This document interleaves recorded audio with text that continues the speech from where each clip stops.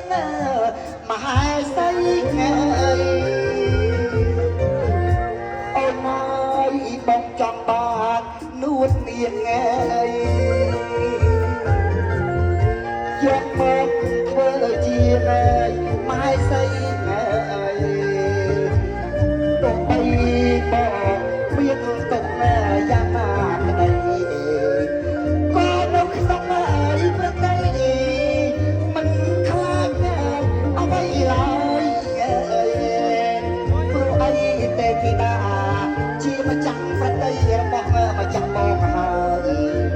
អូនទេធីតាសួរអូនហើយតើអូនឆ្លើយតបនឹងបងបែបណានៅក្នុងព្រះទីមិនខុសពីម្ចាស់បងឡើយតែគេដឹងបងដឹងហើយបងមានសមត្ថភាពថាម៉េចនេះច្បាប់រាជដ្ឋានដឹងច្បាប់រាជដ្ឋានតែគេដឹង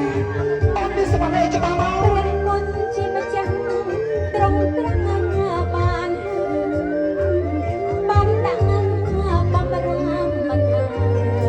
យយើងមានស្នេហាឥឡូវ